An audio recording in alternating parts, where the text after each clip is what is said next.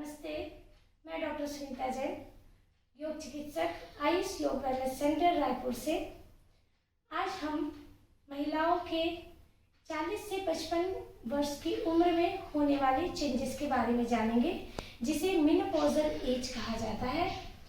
जब महिलाएं 40 से 50 की उम्र में होती है तो कुछ हार्मोन्स की कमी के कारण उनकी प्रजनन क्षमता में कमी हो जाती है। रजोनिवृत्ति अर्थात मेनोपॉज ऐसा समय होता है जिसमें लगातार 12 महीने तक मासिक धर्म के बिना महिलाएं रहती है। यह 45 से 55 वर्ष के समय होती है। रजोनिवृत्ति अर्थात मेनोपॉज की असली एज औसतन एज 52 वर्ष की होती है। मतलब जब महिलाएं 52 वर्ष में होती है तो उन्हें ये मेनोपॉजल लक्षण और मेनोपॉजल एज में वो पहुंच जाती है। तो मेनोपॉजल एज में जब महिलाएं आती है तो उनके शरीर में बहुत सारे शारीरिक और मानसिक दोनों चेंजेस होते हैं। ये 3 चरण में आते हैं। पहला पेरी मेनोपॉजल, सेकंड मेनोपॉजल और पोस्ट मेनोपॉजल। रजोनिवृत्ति के पहले, रजोनिवृत्ति और रजोनिवृत्ति के बाद, ये तीनों चरण में बहुत सारे चेंजेस देखने को मिलते हैं। तो सबसे पहले हम देखेंगे क्या क्या फिजिकल चेंजेस होते हैं। अनियमित मासिक धर्म अर्थात पीरियड्स में इरेगुलरिटी, वजन का बढ़ना, चिड़चिड़ापन, हॉट फ्लैशेस, रात में पसीना आना, घबराहट, पैल्पिटेशन, बालों का झड़ना, पाचन में गड़बड़ी। मेंटली देखा जाए तो डिप्रेशन, एंजाइटी, स्ट्रेस, चिड़चिड़ापन, कंफ्यूजन, मेमोरी लॉस, ये सब चेंजेस हैं मेनोपॉज पे। तो आइए अब हम इसके निदान के बारे में देखें। अब मेन कारण है हार्मोन्स में उतार चढ़ाव। हार्मोन्स की कमी हो जाती है। एस्ट्रोजन, अगर बहुत ज़्यादा तकलीफ है तो हम पेशेंट को एस्ट्रोजन थेरेपी पे रख सकते हैं। ये जो कंडीशन होती है ये होती है प्राकृतिक, ये कोई बीमारी नहीं है, ये हर महिलाएं इस एज से गुजरती है। तो अगर समस्या बहुत कम है तो हम उसे अपने आयुर्वेद चिकित्सा, योग चिकित्सा, अपनी स्वस्थ जीवन शैली को फॉलो करते हुए हम इस लक्षणों को आसानी से हम इसका उपचार कर सकते हैं। तो आइए सबसे पहले हम देखें अपने आहार के बारे में। बहुत ज़्यादा तले फुले मसालेदार पदार्थों से परहेज रखें। फाइटोस्टेरॉल ये एक केमिकल कंपाउंड है जो बहुत सारे खाद्य पदार्थ में उपलब्ध होता है।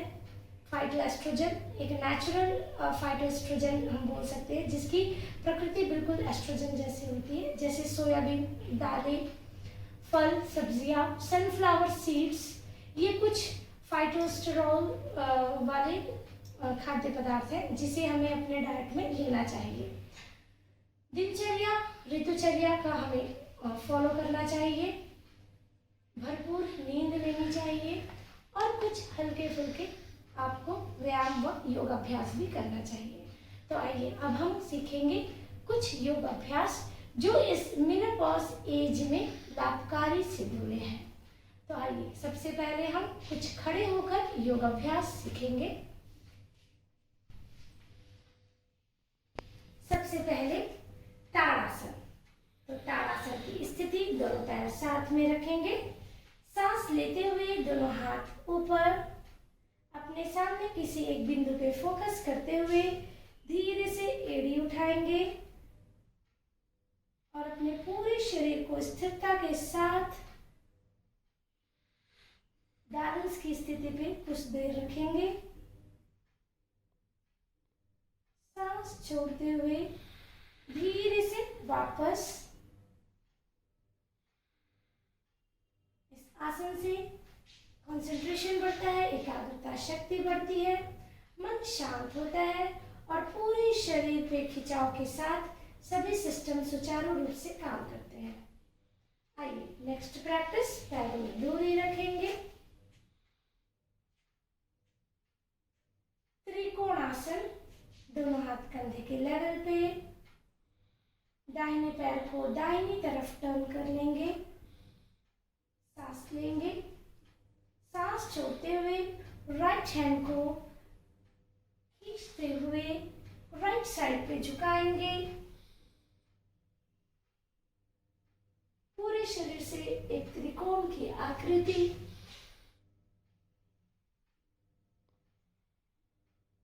धीरे से वापस।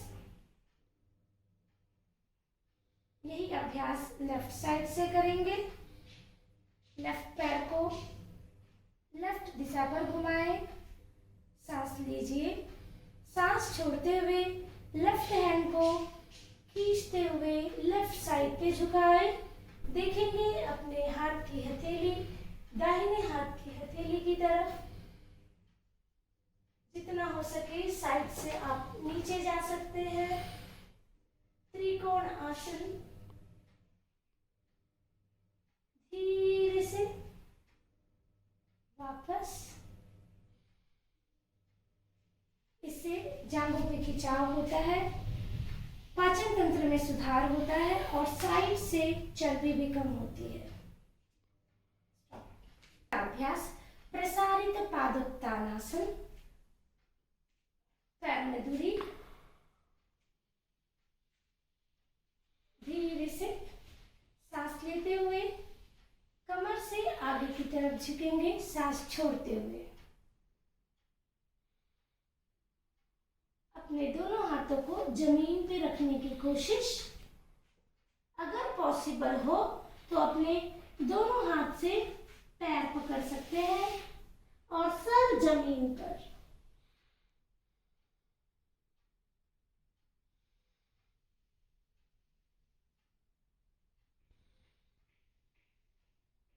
धीरे से वापस हाथों की मदद से वापस आएंगे। इससे जांघों पर बहुत अच्छा खिंचाव होता है, पाचन तंत्र में सुधार आता है। जिन्हें कमर का दर्द, सियाटिका हो, स्लिप डिस्क हो, कृपया ये अभ्यास ना करें। आइए अब हम कुछ लेटकर अभ्यास करेंगे।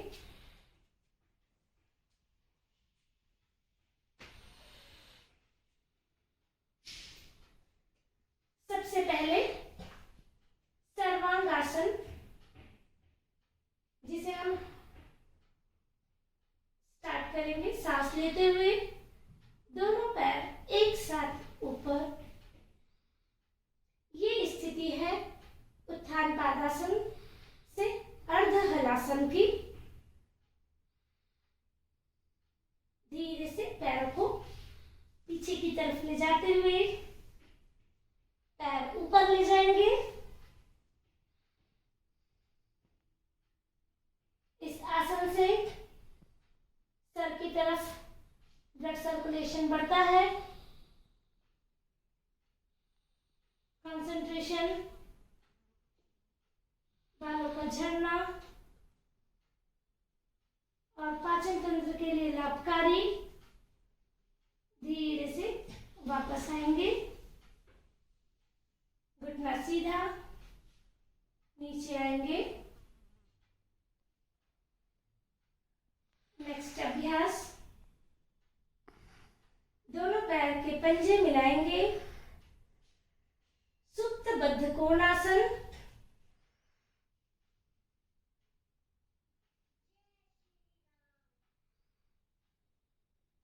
यह आसन लाभकारी है प्रजनन अंगों की क्षमता के लिए।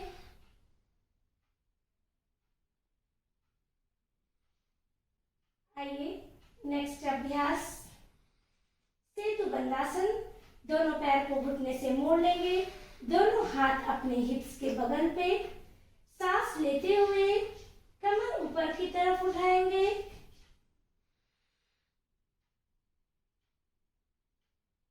बहुत अच्छा अभ्यास कमर दर्द के लिए, पाचन तंत्र के लिए, प्रजनन अंगों की क्षमता के लिए। धीरे से वापस आइए नेक्स्ट अभ्यास करेंगे सुप्त वज्रासन, हमें पहले वज्रासन की स्थिति पे आना होगा। जिन्हें घुटने में दर्द है वो यह अभ्यास ना करें। वज्रासन की स्थिति, दोनों पैरों को साइड पे रखें, जमीन पर बैठने की कोशिश। धीरे से कोहनी की मदद से पीछे की तरफ जाएंगे। अगर पॉसिबल हो तो धीरे से जमीन पे लेट जाएंगे। यह बहुत लाभकारी अभ्यास है आपके हिप फ्लेक्सर, श्वास मेजर मसल्स के लिए, प्रजनन अंगों की क्षमता बढ़ाने के लिए, तनाव दूर करने के लिए, कमर दर्द के लिए बहुत लाभकारी, बशर्ते आपको घुटने में दर्द नहीं होना चाहिए। धीरे से वापस आएंगे कोहनी की मदद से। धीरे से दोनों पैर साथ में कर लें। आइए अब हम कुछ लेटकर करने वाले योगाभ्यास करेंगे। पेट के बल लेट जाइए।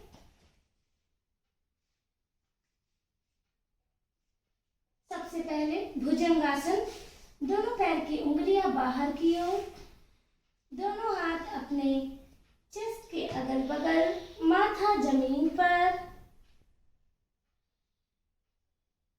सांस लेते हुए माथा ऊपर, ठुड्डी, कंधा हाथ की मदद से धीरे से नाभि तक उठे, कंधे ढीले,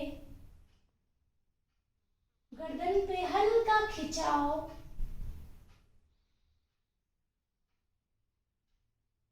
पाचन शक्ति को सुधारता है यह अभ्यास, कमर दर्द में लाभकारी, कंधों को मजबूत बनाता है।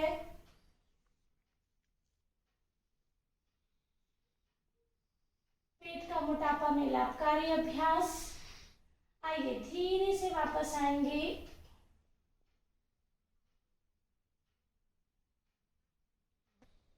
करेंगे शलभासन, दोनों हाथ जांघों के नीचे, ठुड्डी जमीन पर। सांस लेते हुए पैरों को ऊपर की ओर उठाएंगे।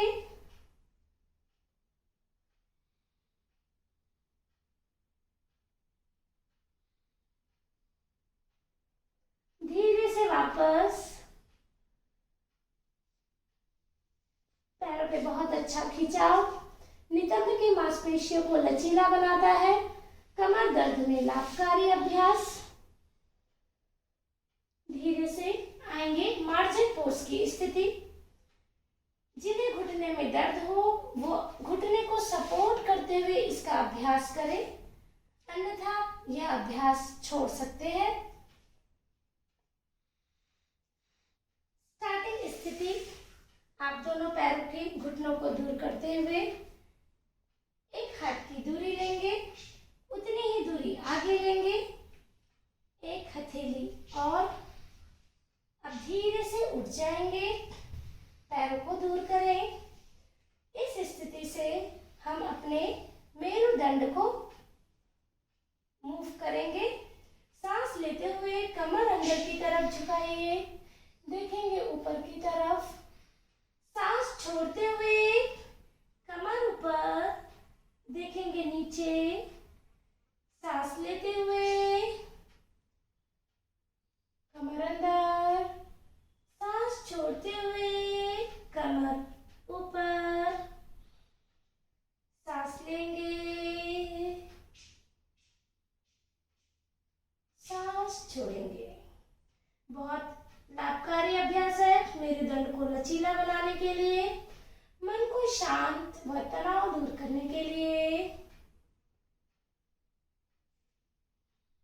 आइए अब हम करेंगे विष्णु आसन। वन लाइन की पोजीशन, पूरा शरीर एक लाइन पर, हाथ की मदद ले सकते हैं। आपका कोहनी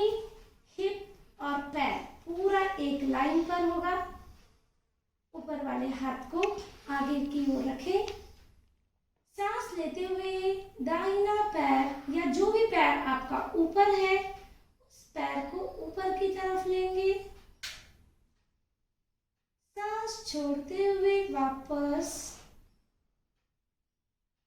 ब्रीदिंग के साथ में ये अभ्यास 10 से 15 बार कर सकते हैं। इस अभ्यास से जांघों पे और आपके लोअर एब्डोमेन पे खिंचाव होता है। नितंब की मांसपेशियां लचीली होती है। प्रजनन अंगों की क्षमता में सुधार होता है। तनाव दूर होता है। यही अभ्यास दूसरे साइड से भी करेंगे। आइए अब हम कुछ बैठकर योगाभ्यास करेंगे। सबसे पहले मरीच्यासन। दाहिने पैर को मोड़ेंगे।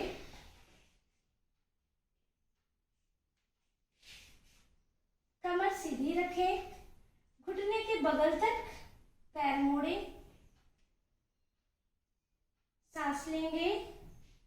सांस छोड़ते हुए बॉडी को ट्विस्ट करिए लेफ्ट साइड पे। राइट हैंड को पीछे की तरफ ले जाते हुए अपने लेफ्ट हैंड से पकड़ने की कोशिश। तन के बैठेंगे।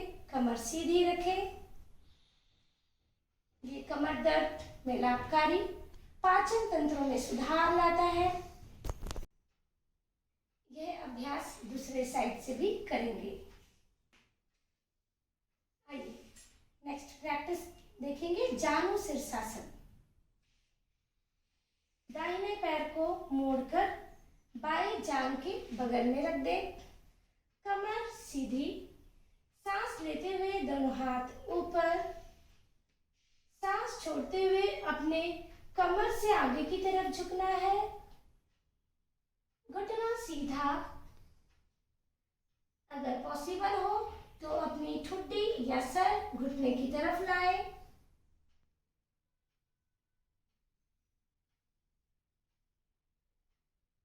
पेट कम करने के लिए, पाचन शक्ति में सुधार के लिए बहुत लाभकारी अभ्यास जानु शीर्षासन।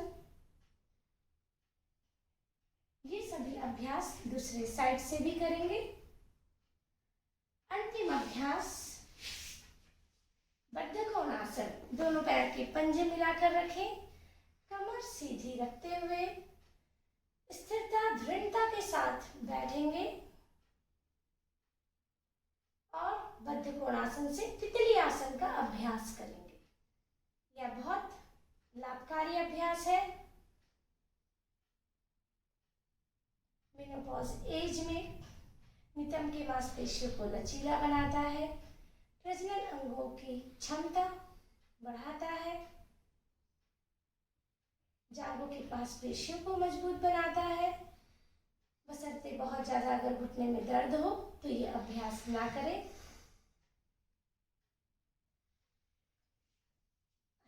अब हम एक बार फिर से इस आसनों के बारे में जानते हैं।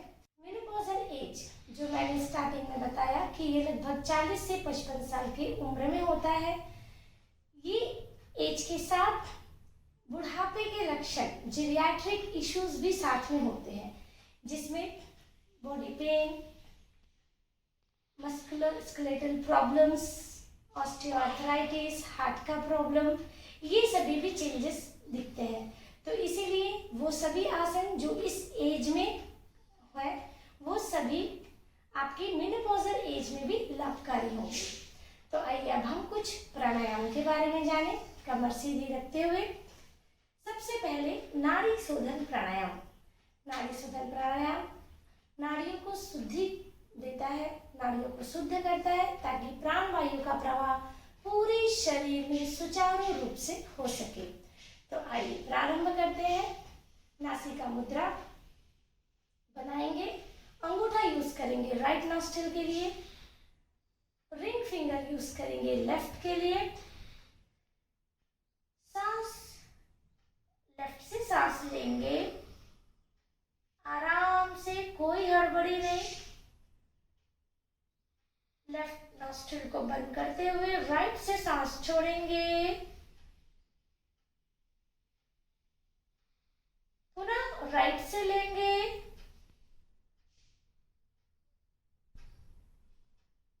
राइट को बंद कर लेफ्ट से छोड़िए।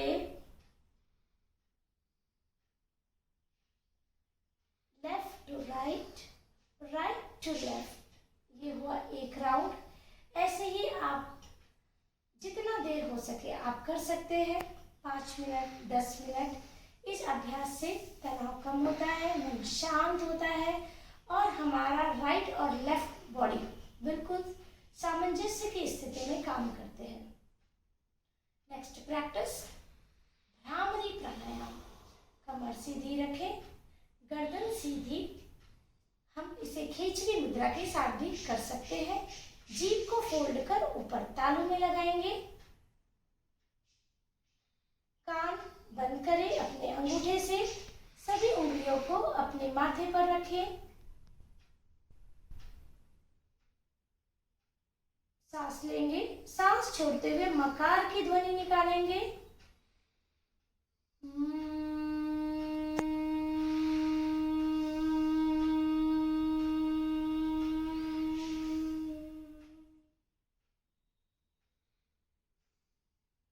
ऐसे ही 9 से 11 बार भ्रामरी प्राणायाम का अभ्यास कर सकते हैं। ये जितने भी अभ्यास है, कोशिश करें आप किसी योग चिकित्सक या योग एक्सपर्ट के गाइडेंस पे, उनके निर्देशानुसार करें, क्योंकि इस एज में बहुत सारी जुड़ी हुई समस्याएं भी होती है। तो अगर एक प्रॉब्लम है और अगर आप दूसरे प्रॉब्लम के लिए योग कर रहे हैं तो ध्यान रखिए वो दोनों प्रॉब्लम को ठीक करने वाला हो। आप चाहें तो मेरे YouTube चैनल पे और बहुत सारी वीडियोस हैं जो आप देख सकते हैं और उसका अभ्यास कर सकते हैं। इस एज में तनाव कम करने के लिए रिलैक्सेशन टेक्निक्स, बहुत सारे मेडिटेशन है जो आप, अधिक जानकारी के लिए आप आयुष योग वेलनेस सेंटर रायपुर में आकर निःशुल्क परामर्श व निःशुल्क योग अभ्यास यहाँ पर सीख सकते हैं। Thank you so much.